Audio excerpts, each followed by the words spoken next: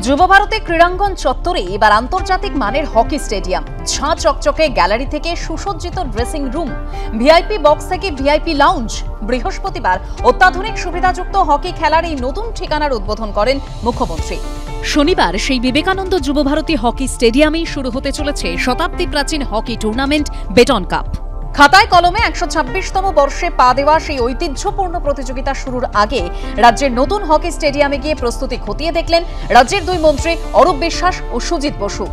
সবথেকে সর্ববৃহৎ দর্শক আসন এখানেই রয়েছে, ২২,০০০ ক্যাপাসিটি। এত বড় স্টেডিয়াম ভারতবর্ষে কোনো হকি স্টেডিয়ামে আর নেই।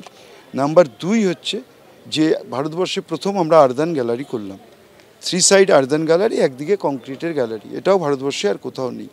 এবং ইন্টারন্যাশনাল ম্যাচ করতে গেলে যা যা পরিকাঠামো দরকার আমরা এই স্টেডিয়ামে সব করেছি। রাজ্যের নতুন এই হকি স্টেডিয়ামে ২২,০০০ দর্শক একসঙ্গে বসে খেলা দেখতে পারবেন। এটি বানাতে খরচ হয়েছে ২০ কোটি টাকারও বেশি বলে দাবি করা হয়েছে ক্রীড়া দপ্তর সূত্রে। ওই স্টেডিয়ামে রয়েছে ফ্লাড লাইটে খেলার ব্যবস্থাও। অত্যাধুনিক হকি স্টেডিয়ামটিতে বসানো হয়েছে আন্তর্জাতিক মানের সিনথেটিক টার্ফ।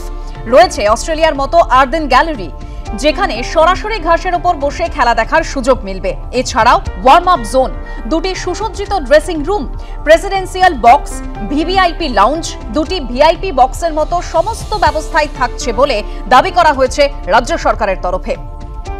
হকি ইন্ডিয়ার সাথে কথা বলি, নিশ্চয়ই আমরা একটা ইন্টারন্যাশনাল ম্যাচ বেঙ্গলের হকির পক্ষে খুব একটা গুরুত্বপূর্ণ ব্যাপার হলো, যেটা ডেভেলপমেন্টের ক্ষেত্রে।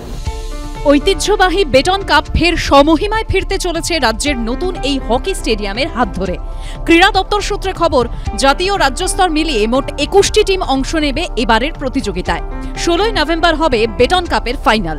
অরিত্রিক ভট্টাচার্যর রিপোর্ট, এবিপি আনন্দ, কলকাতা।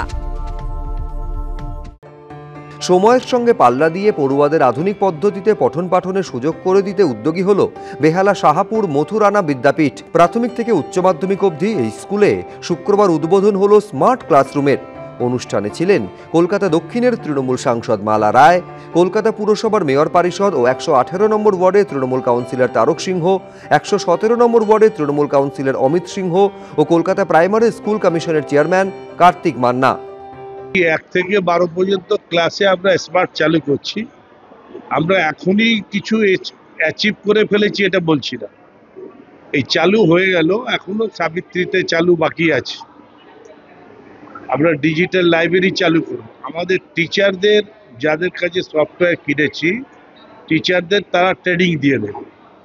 তো আপনারাও বুঝতে পারছেন যে বাচ্চারা বই নেই, চ্যাপ্টার পড়ছে, তো এই জিনিসগুলোর পরিবর্তন হবে।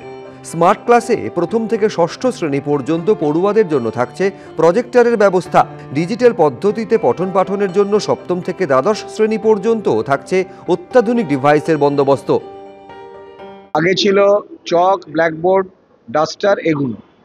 তার সঙ্গে যদি আমরা যুক্ত করতে পারি সিলেবাসের ওপরে তৈরি করা সফটওয়্যার, তাহলে সেইটা যদি স্ক্রিনের মধ্যে ছেলেরা দেখে আর মাস্টারমশাইয়ের পড়াটা কান দিয়ে শোনে এবং খুবই জয়ফুল হয়, সেটাই আমাদের লক্ষ্য, যাতে শ্রেণীকক্ষটা ছেলেদের কাছে একটা সোর্স অফ জয় হয়। এর আগে বেহালারই ৩টি স্কুলে চালু হয়েছে স্মার্ট ক্লাসরুম। এবার সেই তালিকায় জুড়ল বেহালা শাহাপুর মথুরানা বিদ্যাপীঠ। প্রবীর চক্রবর্তী, এবিপি আনন্দ, কলকাতা।